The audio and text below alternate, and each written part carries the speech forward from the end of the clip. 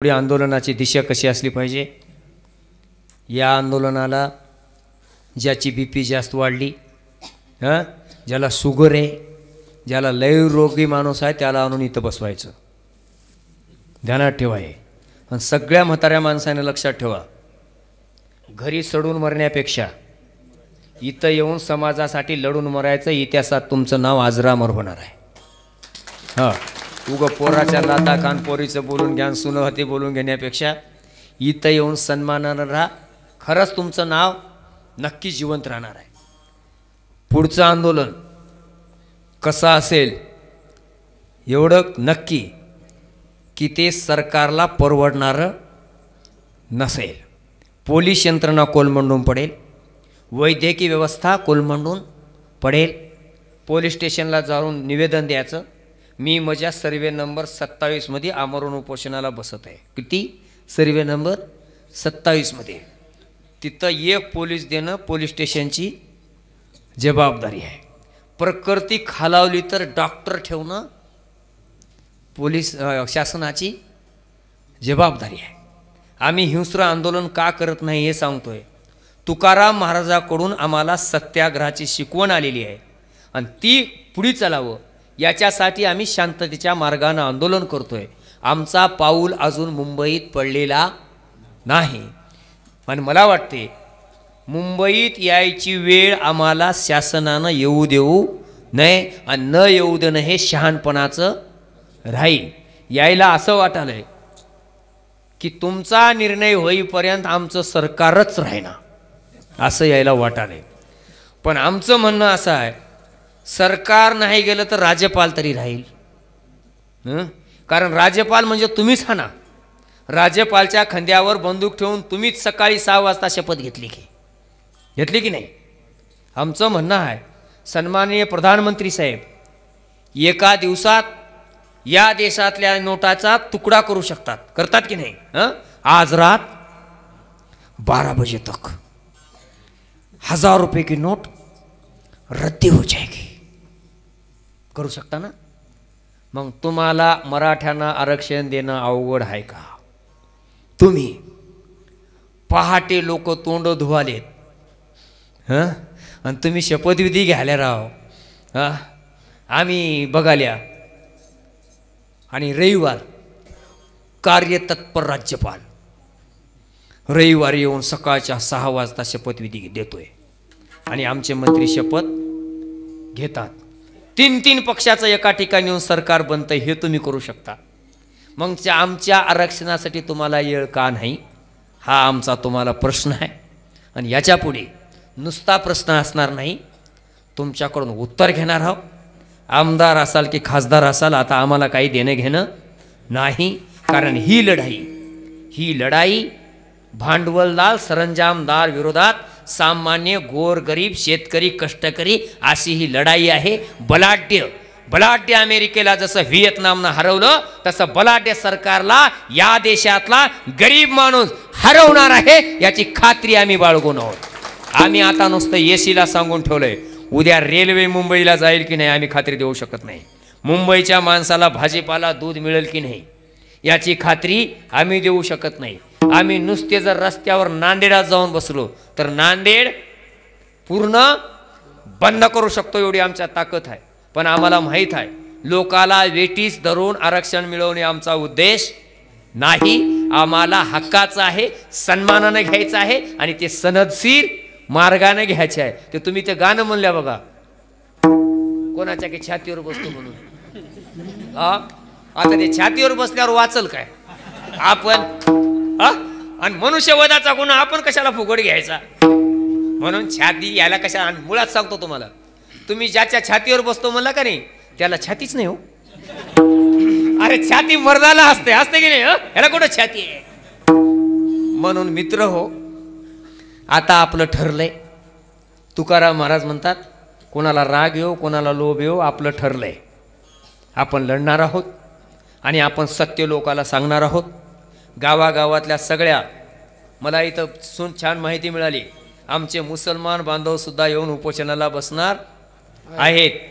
जरूर बसा बांधवांनो, तुमच्यावर ज्या वेळेला येईल त्यावेळेला मराठा म्हणून आमचे सगळे बांधव तुमच्या सोबत असतील. तुम्ही आम्ही एका विचाराचे आहोत, एका मातीचे आहोत. कारण ज्या ज्या वेळेला या देशावरती संकट आलं त्या वेळेला तुम्ही आम्ही आणि एका ताकदीनं आपण लढलोय. मला माहीत आहे छत्रपती शिवाजी महाराजाचं अस्सल आणि ओरिजिनल असणारं चित्र एका मीर महमद नावाच्या मुसलमानानं काढलं आणि म्हणूनच ते आम्हाला शिवाजी महाराज बघायला मिळालेलं आहे. हे तुमचे आमच्यावर उपकार आहेत, आम्ही नाही विसरू शकत. आलं लक्षात. आणि म्हणून मी मनापासून त्या ठिकाणी अभिनंदन करतोय. याईनं बकळ पहिल्यांदा सदावर्तेसारख्या बगलबच्च्याला सोडून मराठा बौद्ध भांडण लागते काय बघले, ते भांडण जमलं नाही. पुन्हा त्या ठिकाणी मुसलमानासंग भांडण लागते काय ते बघले, ते जमलं नाही. आता सगळ्या लोकायला कळालंय की आपला दुश्मन कोण आहे ते. मला एकानं कॉल केला आणि त्यानं म्हणला की तुमच्यासाठी मराठ्यासाठी सरकारनं काय काय केलंय हे मी तुम्हाला सांगू का. मी म्हणलो तू कोणाचा कार्यकर्ता आहेस. त्यानं म्हणला मी शिवप्रतिष्ठानचा संभाजी भिडेचा कार्यकर्ता आहो. मला दिशा कळाली. मी म्हणलं ते 32 मन सोन्याचा हिशोब कुठं आहे आधी सांग. जे आमच्या मराठ्याकडून शिवाजी महाराजाचं 32 मन सोन्याचं सिंहासन उभं करण्यासाठी भिडेनं पैसा गोळा केलाय, त्या पैशाचा हिशोब कुठं आहे आणि ते सिंहासन कुठं आहे हे सांग, नाही तर तोंड फोडील म्हणून सांगलं. त्यानं फोनच बंद केला.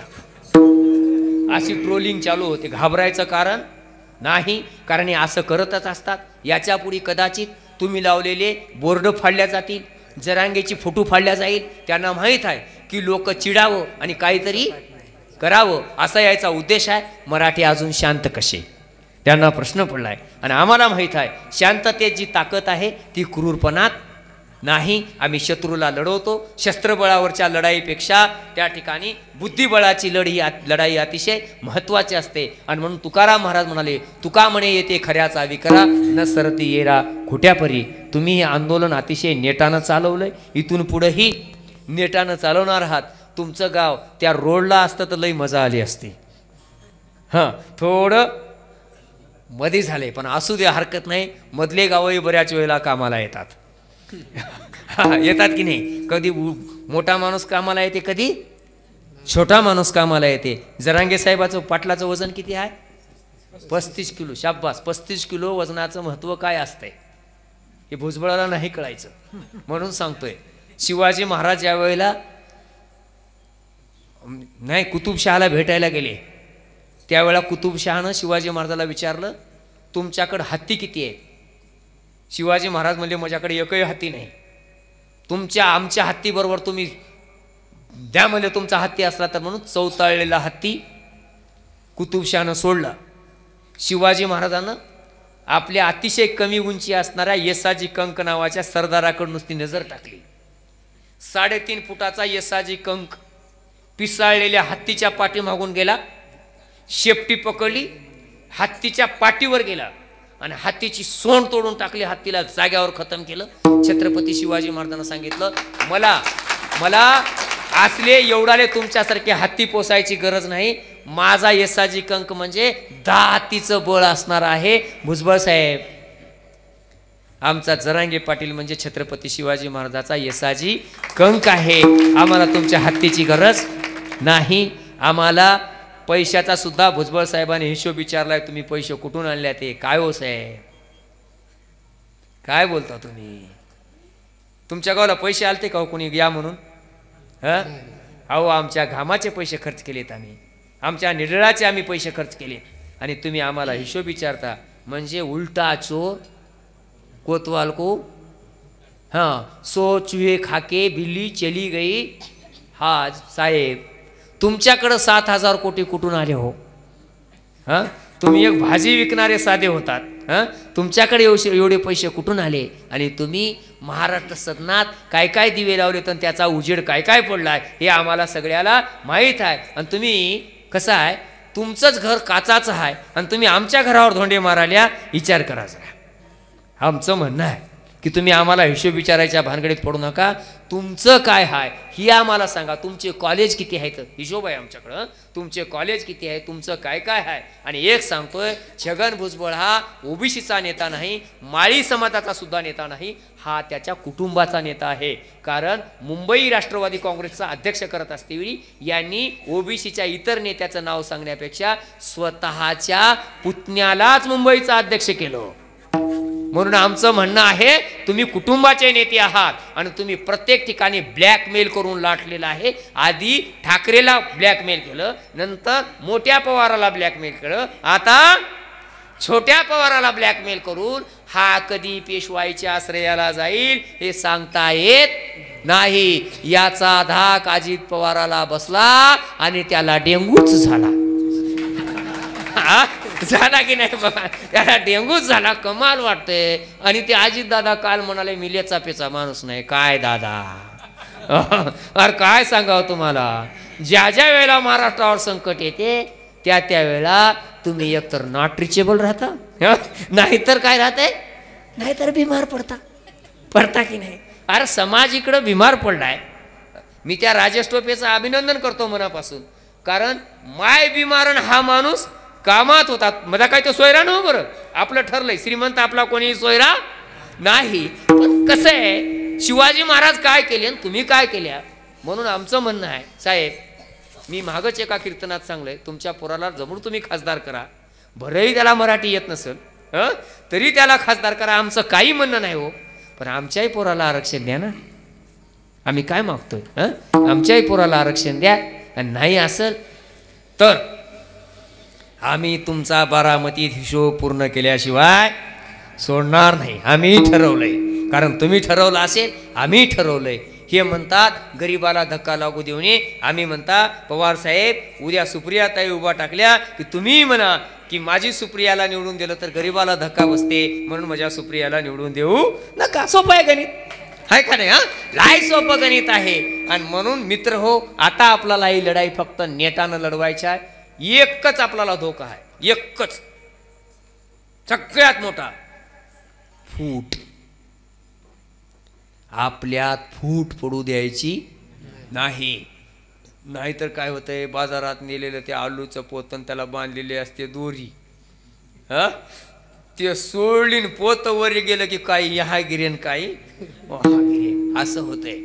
आत्ता फक्त अवघड कोणाला वाटालंय, मराठे त्यांच्यातला सगळा अंतर्भेद विसरून, गट तट विसरून एका झेंड्याखाली आलेत. हे सगळ्यात मोठं दुखणं पुढाऱ्याला झालंय. त्याला माहित होतं हे कधी एका जागी येऊ शकत नाहीत. एक बेंबीच्या देठापासून सांगत होते, 10 वर्षाखाली माझं एकासाठी भांडण झालं. ते मला महाराज काय तुम्ही किती बी म्हणला, मराठी एका जागी येतच नाहीत. मी म्हणलं तू काय एवढं बेंबीच्या देठापासून म्हणाला येत नाही म्हणून, चांगलं बोल ना जरा, आणल्यावर कसं येत नाहीत.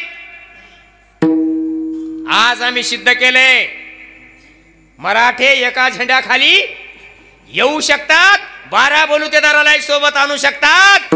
आणि मराठा बडा, मराठा खडा तो सरकार से बडा. मोदी साहेब, तुम्हाला आम्ही शिर्डीला येऊ दिले, मराठा आरक्षणावर बोलताल काय की म्हणून येऊ दिले. याच्या पुढे तुम्ही महाराष्ट्रात विमान उतरून बघा. आलं काय लक्षात? याच्या पुढे तुम्ही महाराष्ट्रात विमान उतरून बघा. आम्ही एक बार तुमची गय केली, पण ते मुनगुंटीवार म्हणालो काय मोदी साहेब एवढे छोटे आहेत का म्हणलं मराठ्याच्या आरक्षणावर बोलायला. छत्रपती का आशीर्वाद. मराठे तुम्हाला छोटे दिसालेत. एक गोष्ट लक्षात घेतलं पाहिजे, मराठ्यांनी ठरवलंय, आता ठरवलंय ना, आता मराठ्यांनी ठरवलंय आम्ही आता आमच्या सहमतीशिवाय पूर्वेकडून आलेलं वारं पश्चिमेला जायचं असेल तर या तळणीतल्या माणसाची परवानगी घेतल्याशिवाय वाऱ्यालाही पलीकडे जाऊ देणार नाही, हे आम्ही ठरवलंय. आणि त्याच्यामुळे या ठिकाणी आता आमचा नाद करायचा नाही. कारण का, एक नांगराचा तास जर दुऱ्याच्या कडला भावानं जर 1 तास जर घातलं तर कचकच पाय तोडणारी आमची जात हाय, आमच्या नादाला लागायचं नाही. आम्ही सांगाले आडवं आल्यावर आम्ही कोणाचाच विचार करणार. इतके आम्ही म्हणलं तर चांगले, म्हणलं तर एवढे वाईट हा म्हणून वाईटाचा नाद करायचा नाही. आम्ही आतापर्यंत तुम्हाला चांगलं म्हणून वागवतोय, चांगलं म्हणूनच राहू द्या, आम्हाला एकसंग राहू द्या, आरक्षण द्या, बऱ्या बोलानं द्या, वाईट बोलानं द्या, जसं द्यायचं आहे तसं द्या, आम्ही घेतल्याशिवाय सोडणार नाही. आणि तेही 50% आतलं. सरकार खेळ कराय बघालय, क्यू रिपिटेशन दाखल करतो, पुनर्याचिका दाखल करतो, ते जमणार नाही साहेब. आम्ही तुम्हाला सांगायला ते जमणार नाही. आमचं ज्या 7-12 ठिक्क आहे, ठिक्क ज्या 7-12 आमचं ठिक्क गट नंबर आहे तेच आम्ही घेणार. उगा दांड्याचा गाई चरायला सुद्धा तणकट उगवणार, ते गाय रान व्हायची आमची तयारी नाही. नदीच्या कडेच हाय, आमचं हाय, काळी जमीन हाय, सर्वे नंबर मध्ये हाय, तेच आम्ही घेणार आहोत. तुम्हाला माहित नसेल तर आम्हाला विचारा, कुठं आहे ते आम्ही सांगू. बस आम्ही सांगू ते. आणि म्हणून आमची लढाई ठरली. आज चालू राहणार आहे आपलं आंदोलन, चालू राहणार आहे. जरांगे पाटलाचा काय निर्णय येईल ते बघू. येणारं हे महिना आपल्यासाठी अतिशय युद्धाचा आणि तळमळीचा आहे. आणि म्हणून शेताकडले हरभरे बिरभरे पेरून घ्या, काय करायचं ते करून घ्या. कारण आता पावसाळा आपले दिवस कुणब्याच्या आता सध्याला, उद्या आपल्याला मराठा व्हायचा व्हायचा की नाही. मुंबईला जाताना आपल्याला काय व्हायचं आहे, मराठा व्हायचा आहे. सध्या आपण कोण आहोत, आता आपण कुणबी आहोत, उद्या काय व्हायचं आहे, मराठा व्हायचा आहे. म्हणून कुणब्यानं कुणब्याच्या कामं येळेवर करे पाहिजेत. कारण कुणब्याच्या घरी पिकलं तर सगळ्याला खायला मिळतंय. कुणबी शेंड्यावर शाणा असतो. पहिल्याचे लोक म्हणतात 2 दाट जर कोळप्यानं हांतावळी जर गेलं तर असं म्हातारा माणूस म्हणत गेले, कुणब्याला जन्मलास की म्हणत गेले की काका. हे आमच्या बोली भाषेचं म्हणणं आहे. आणि म्हणून आमचं सरकारला म्हणणं आहे, तुम्हाला पुरावे शोधायचे असतील गावगाड्यात या, आम्ही कोणते शब्द वापरतो त्याच्यावर संशोधन करा आणि तुम्हाला काय निर्णय लावायचे आहे ते लावीत बसा. आम्ही कुणबी आहोत, कुणबीच राहणार आणि कुणबी म्हणूनच आरक्षण घेणार. ज्याला घ्यायचं नसेल त्यानं नको घेऊ, आम्ही कुणबी म्हणूनच घेणार आहोत. कारण कुणब्याच्या पोरा आता लढायला शिक, हा आमचा बाण आहे. कुणबी पेटलाय, हातात नांगराचं गर्व धरलंय आणि हाडीस आम्ही तयार ठेवलाय. आता ज्याला आमच्याशी संघर्ष करायचा आहे त्यानं जरूर आलं पाहिजे. आम्ही सन्मानानं लढाई करणार आहोत, कायद्यानं लढाई करणार आहोत. जमलं तर जमलं, नाही तर कशीही लढाई करणार आहोत, पण आरक्षण घेणारच आहोत. कारण तुका म्हणे येते खऱ्याचा विकरा, न सरती ये रा खोट्या परी, कासयाचा बाधा एकाच्या अनुरूपी, काय व्हावे कोपे जगाची या विठोबा रखुमाई. हरे विठोबा रखुमाई, विठोबा रखुमाई, विठोबा रखुमाई.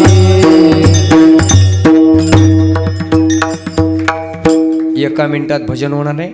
यानंतर आपल्याला नोंदी कशा काढायच्या, ही लढाई तर आपण लढतच आहोत, पण कायदेशीर पुरावे आपल्याला कसे उपलब्ध करायचे आणि ते कुठं मिळतात याच्याबद्दल आपल्याला आपल्या दाबडी येथील आमचे ज्येष्ठ मार्गदर्शक दळवी सर हे आपल्याला इथं 2 थांबा, तुम्ही कोणीच उठू नका. सगळ्यात महत्त्वाची लढाई आहे. किती आंदोलन लढाले याच्यापेक्षा कागद कसे उपलब्ध करायचे हे अत्यंत महत्त्वाचं आहे. ते माझं माऊलीचं भजन झाल्यानंतर या ठिकाणी ते तुम्हाला सांगणार आहेत. घेऊ का भजन? ज्ञानेश्वर माऊली ज्ञानराज